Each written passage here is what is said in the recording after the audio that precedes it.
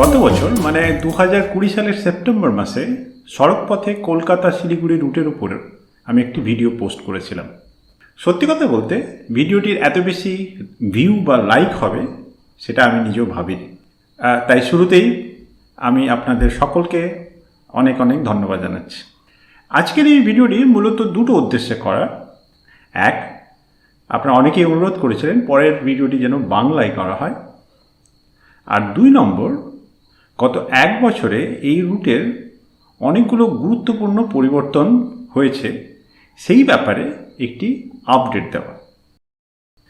যেমনটি আপনারা আগের ভিডিওতে দেখেছেন যে কলকাতা বিমানবন্দর থেকে শিলিগুড়ির বাগডোগরা বিমানবন্দর পর্যন্ত সড়কপথে দূরত্ব প্রায় 550 কিলোমিটারের আশেপাশে। এই পুরো পথটাকে আমি 3টে ভাগে ভাগ করেছিলাম। এর প্রথম ভাগটি ছিল কলকাতা বিমানবন্দর থেকে মোরগ্রাম পর্যন্ত। এই ভাগটি মূলত দুটি আলাদা আলাদা পথ দিয়ে যাওয়ার কথা বলেছিলাম। তার মধ্যে একটি ছিল দুর্গাপুর এক্সপ্রেসওয়ে বর্ধমান শহরের উপর দিয়ে 7 নম্বর রাজ্য সড়ক বা স্টেট হাইওয়ে 7 দিয়ে মোরগ্রামে পৌঁছানো। আর দ্বিতীয়টি ছিল NH-12 বা পুরনো 34 নম্বর জাতীয় সড়ক ধরে বারাসত, কৃষ্ণনগর ও বহরমপুর হয়ে মোরগ্রামে পৌঁছানো। তবে এবছরের ভারী বর্ষার জন্য স্টেট হাইওয়ে 7-এর ফুটিসাঁকো থেকে কুলি চৌরাস্তা পর্যন্ত প্রায় 30 কিলোমিটার অংশের অবস্থা খুব খারাপ। অন্যদিকে বর্ষা ও সড়ক সম্প্রসারণের কাজের জন্য বারাসত সন্তোষপুর মোড় থেকে শুরু করে কৃষ্ণনগর পর্যন্ত 34 নম্বর জাতীয় সড়কের অবস্থাও বেশ খারাপ। সৌভাগ্যবশত আজকে আমি কলকাতা বিমানবন্দর থেকে মোরগ্রাম যাওয়ার আরেকটি তৃতীয় রুটের ব্যাপারে বলতে চাই। আর এই রুটটি শুরু হচ্ছে ডানকুনি থেকে। প্রথমে ডানকুনিতে দুর্গাপুর এক্সপ্রেসওয়ের সংযোগস্থল থেকে পুরনো দিল্লি রোড বা 13 নম্বর রাজ্য সড়ক ধরে আপনি মগরা পৌঁছবেন। প্রায় 37 কিলোমিটার দীর্ঘ 4 লেনের এই সড়ক দিয়ে মগরা পৌঁছতে আপনার সময় লাগবে প্রায় 40 মিনিট মতো। 4 লেনের হলেও এই অংশে টোল ট্যাক্স আদায় এখনও শুরু হয়নি। এরপর মগরা ফ্লাইওভার থেকে যে র্যাম্পটি কল্যাণী শহরের দিকে যাচ্ছে সেটি ধরবেন। সেখান থেকে প্রায় 1.5 কিলোমিটার যাওয়ার পরে গজঘণ্টা মোড়ে আপনি স্টেট হাইওয়ে 6 বা 6 নম্বর রাজ্য সড়ক ধরবেন, যেটি দিয়ে বলাগড় ও কালনা হয়ে নবদ্বীপের হেমতপুর মোড় পর্যন্ত যাবেন। 6 নম্বর রাজ্য সড়কের অবস্থা বর্তমানে খুবই ভালো। এই 62 কিলোমিটার পথ যেতে আপনার সময় লাগবে প্রায় 1.5 ঘন্টার মতো। এরপর নবদ্বীপ থেকে 8 নম্বর রাজ্য সড়ক বা স্টেট হাইওয়ে 8 দিয়ে হুগলি নদীর গৌরাঙ্গ সেতু পার করে কৃষ্ণনগর হয়ে আপনি বাহাদুরপুরে পৌঁছবেন। এই 18 কিলোমিটার অংশ যেতে আপনার সময় লাগবে প্রায় 35 মিনিট মতো। এরপর সেখান থেকে 34 নম্বর জাতীয় সড়ক ধরে আপনি মোরগ্রামে পৌঁছবেন। আমার আগের ভিডিওতে বাহাদুরপুর থেকে মোরগ্রাম পর্যন্ত যাওয়ার দিক নির্দেশনা দেওয়া আছে। এই অংশে গত 1 বছরে তেমন কোনো পরিবর্তন হয়নি।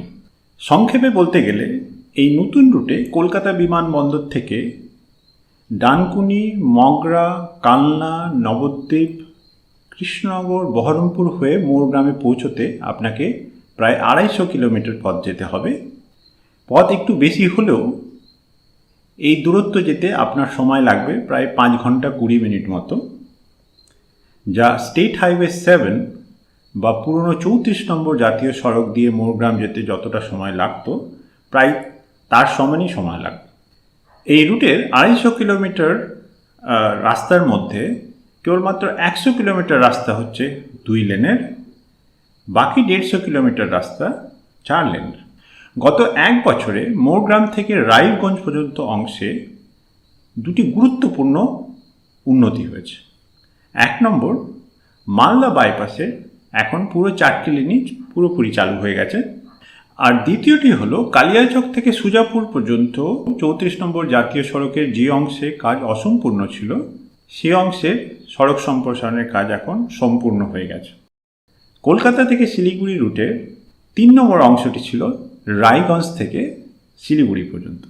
এই অংশের কিছু কঠিন সমস্যার কথা আমি আমার আগের ভিডিওতে তুলে ধরেছিলাম। দুর্ভাগ্যবশত সেই সমস্যাগুলি এখনও প্রায় একই অবস্থায় রয়েছে। বিশেষ করে ডালখোলা ট্রাফিক জ্যামের বিভীষিকা এখনও পুরো মাত্রায় বজায় রয়েছে। এখন আমি আপনাদের সঙ্গে 3টি টিপস শেয়ার করতে চাই। রায়গঞ্জ শহর পার হওয়ার পর আপনি গুগল ম্যাপে লাইভ ট্রাফিক লক্ষ্য করুন। প্রথমত, যদি ডালখোলায় ট্রাফিক জ্যাম থাকে, মানে গুগল ম্যাপে যদি লাইভ ট্রাফিক ঘন লাল দেখায় এবং সেই ট্রাফিক জ্যাম যদি করণদিঘি পর্যন্ত লম্বা হয়, তাহলে আপনি বোতলবাড়ি থেকে বেঙ্গল টু বেঙ্গল রোড ধরুন। দ্বিতীয়ত, যদি ডালখোলায় ট্রাফিক লাল দেখায় কিন্তু করণদিঘিতে ট্রাফিক সবুজ থাকে, তাহলে আপনি 34 নম্বর জাতীয় সড়ক ধরে দমোহনা পর্যন্ত এগিয়ে যান এবং সেখান থেকে বেঙ্গল টু বেঙ্গল রোড ধরুন।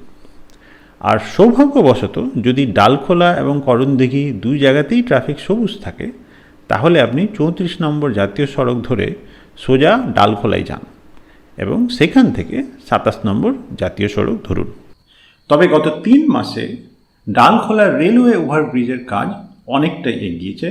মনে হচ্ছে যে আগামী নভেম্বর মাসের মাঝামাঝি নাগাদ ডালখোলা বাইপাসে 4টি লেনের একদিকের 2টি লেন হয়তো চালু হয়ে যাবে। সেক্ষেত্রে রায়গঞ্জ থেকে শিলিগুড়ি যাওয়ার ডালখোলায় ট্রাফিক জ্যামের যে বিভীষিকা সেটি রাতারাতিভাবে সমাধান হয়ে যাবে। তাছাড়া গত 1 বছরে রায়গঞ্জ থেকে শিলিগুড়ি পর্যন্ত অংশে কয়েকগুলো গুরুত্বপূর্ণ উন্নতি হয়েছে। 1 নম্বর হলো ইসলামপুর বাইপাস এখন পুরোপুরি চালু হয়ে গেছে। দ্বিতীয়ত, ঘোষপুকুর থেকে শিলিগুড়ি পর্যন্ত 4 লেনের কাজ প্রায় শেষ। তাছাড়া রায়গঞ্জ থেকে ডালখোলা পর্যন্ত এই অংশে 4 লেনের কাজ অনেকটাই এগিয়ে গেছে। কাজের গতি দেখে মনে হচ্ছে যে আগামী 1 বছরের মধ্যে রায়গঞ্জ বাইপাস, করণদিঘি বাইপাস এবং ডালখোলা বাইপাস সহ রায়গঞ্জ থেকে ডালখোলা পর্যন্ত 34 নম্বর জাতীয় সড়কের 4 লেনের কাজ সম্পূর্ণ হয়ে যাবে। আগের ভিডিওতে আমি বলেছিলাম কলকাতা থেকে শিলিগুড়ি যেতে সড়ক পথে প্রায় 14 ঘন্টা মতো সময় লাগে। গত 1 বছরে এই রুটের বিভিন্ন অংশে 4 লেনের কাজ সম্পূর্ণ হওয়ায় আগের তুলনায় এই পথ যেতে 1 থেকে 1.5 ঘন্টার কম সময় লাগবে। যদি এই ভিডিওর ব্যাপারে বা এই রুটের ব্যাপারে আপনার কোনো প্রশ্ন বা মতামত থাকে, তাহলে নিচের কমেন্ট সেকশনে আপনার মন্তব্য পোস্ট করতে পারেন। আর এই ভিডিওটি যদি আপনার ভালো লেগে থাকে, তাহলে এই চ্যানেলে সাবস্ক্রাইব করার জন্য আপনাকে স্বাগত।